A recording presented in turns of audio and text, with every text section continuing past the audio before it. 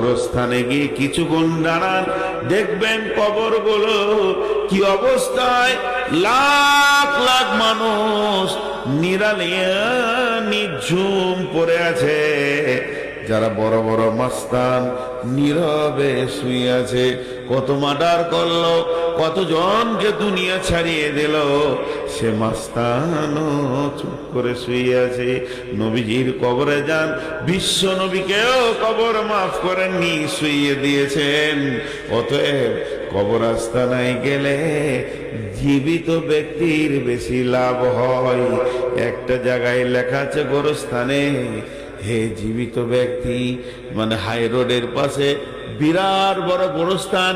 কে যে লিখেছে, লাইনে লেখা আছে, হে পথিক, হে পথিক, তুমি চলার পথে আমাদের জন্য দোয়া করে যাও। হে পথিক, আজ তুমি যেখানে আছো, কাল আমি ওখানে ছিলাম। আবার 3 নম্বর লাইনে লিখেছে, হে পথিক, আজ আমি যেখানে আছি, কাল তুমি সেইখানেই আসবে। অতএব কবরকে স্মরণ করো, কবরকে স্মরণ করো।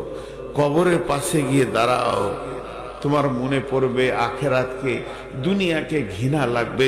কত কোটিপতি মাসে, কত কোটিপতি, কত মাস্তান মাটির উপরে শুয়ে নীরব হয়ে গেছে।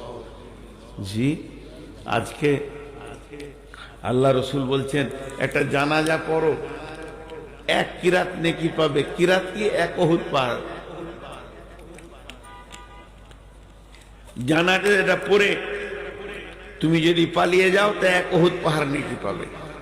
আর জানাজাটা পড়ার পর দাফনের কাজ চলছে, ওখানে লোকটাকে গোরস্থানে ভরা হচ্ছে, আর আপনি চুপ করে দাঁড়িয়ে দাঁড়িয়ে শেষ পর্যন্ত কাজটা কমপ্লিট করে গেলে 2 উহুদ পাহাড় নেকি পাবেন।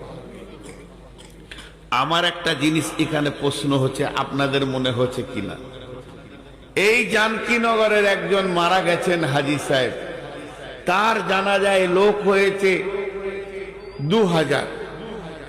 তো যদি আল্লাহ রসুল বলতো লোক যত বেশি হবে ওই মাইয়াতের তত নেকি বেশি হবে, একটা লোক পেছু 1 উহুদ পাহাড় করে মাইয়াতকে নেকি দেওয়া হবে, তাহলে তো আমার বাপের জানাজায় আমি ট্রাক ভাড়া করে, বাস ভাড়া করে বাইরের লোক নিয়ে আসতাম, যে যত লোক বেশি হবে মাইয়াত তত নেকি পাবে। না, যে আসবে,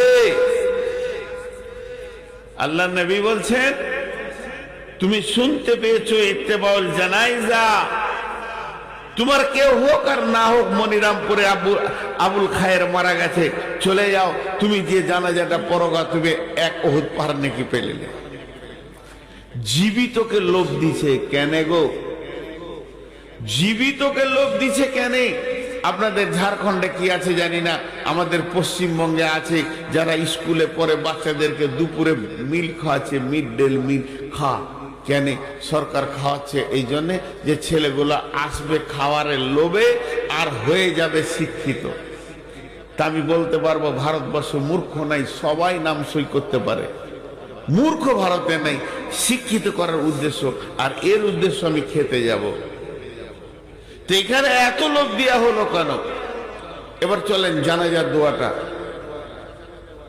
আল্লাহুম্মা গফির লিহাইয়িনা ওয়া মাইতিনা ওয়া শাহিদিনা ওয়া গায়বিনা ওয়া সাগীরিনা ওয়া কাবীরিনা ওয়া যাকারিনা ওয়া উনসানা।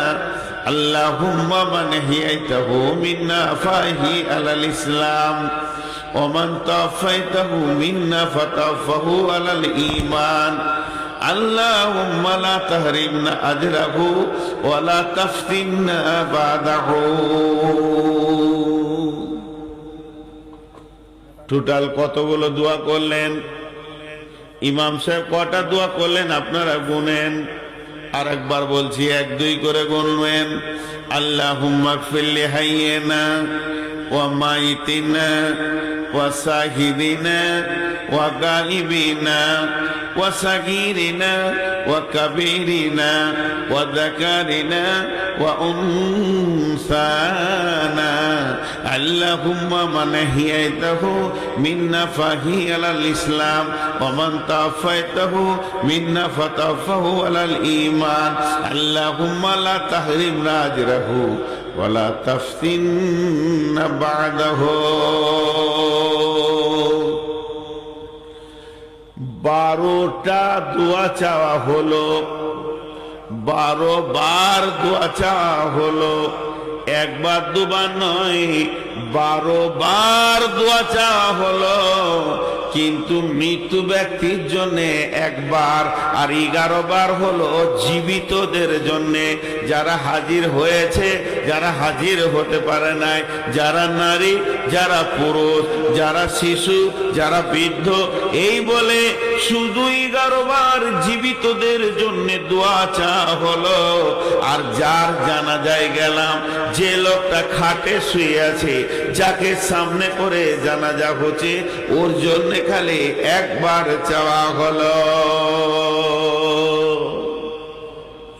হিসাবটা বুঝেন মাইকে মাইকে এলান করা যাবে কি যাবে না এই নিয়ে ফতোয়া চলছে আমি ফতোয়া দিচ্ছি না গোটা এরিয়াতে মাইকিং হয়ে গেল জানকীনগরে হাজী আবুল কালাম মারা গেছে গোটা এলাকার লোক কেউ বাইক কেউ মোটরসাইকেল কেউ টোটো যে যেমন পারছে এসে হাজির হচ্ছে যার জন্য হাজির হলো ওকে একবার দোয়া দিলে আর যারা হাজির হলো ওরা 11টা দোয়া নিয়ে গেল কেন এত লাভ কেন শুধু দোয়া নিয়ে গেল না 2 উহুদ পাহাড় নিয়ে নেকি নিয়ে গেল এটাও যোগ হলো এত দিলেন কেন দেওয়ার শুধু একটাই কারণ এবার কারণটা বলবো বুঝেলেন কারণটা হচ্ছে হে পৃথিবীর মানুষ তোমরা মৃত ব্যক্তিকে দেখতে যাও হে পৃথিবীর মানুষ তোমরা মৃত ব্যক্তিকে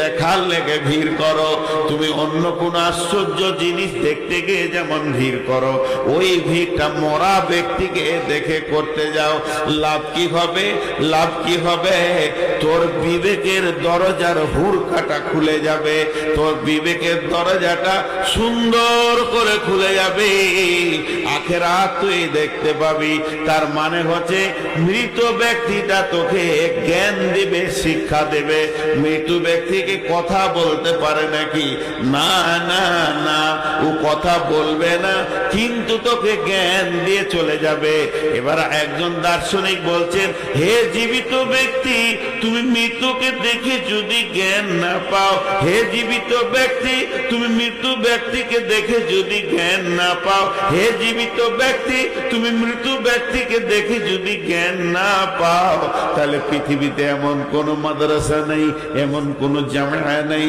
এমন কোন ভার্সিটি নাই এমন কোন বিশ্ববিদ্যালয় নাই এমন কোন কলেজ নাই তোমার মতো গাধাটাকে মানুষ বানিয়ে দেবে কারণ একটা মৃত্যু ব্যক্তি যখন দুনিয়া থেকে চলে যায় ওকে দেখলি তোমার বিবেকের দরজা খুলবে কি খুলবে এই লোকটা 1 ঘন্টা আগে আত্মীয়কে নিয়ে জড়িয়ে বসেছিল টাকা পয়সা মাল মাল ব্যাংক ব্যালেন্স জমি জায়গা গাড়ি বাড়ি পেট্রোল পাম্প এই নিয়ে চিন্তাই ছিল কি হলো রে বন্ধু আজরাইল এলো সমস্ত মায়াগুলো কেটে গেল কটগুলো কেটে গেল সমস্ত ছেলে পিলে বউ বিটি স্ত্রী সমস্ত মায়াকে কেটে নাতি পোতা যাদের আনন্দে দিনটা কাটাতো তাদের প্রেম কি করে কাটা গেল জমি জায়গা ঘর বাড়ি পুকুর বারাং অট্টালিকা দোকান মাকান সব ছেড়ে দিয়ে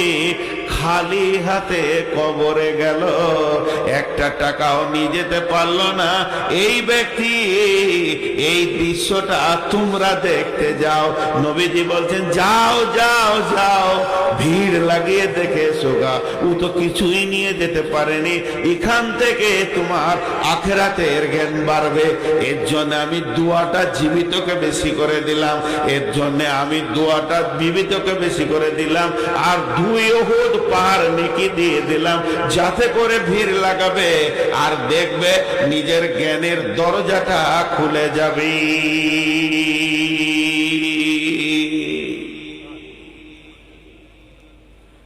কি ভেবেছিলি তুই এতদিন? কোন নিশায় ছিলি?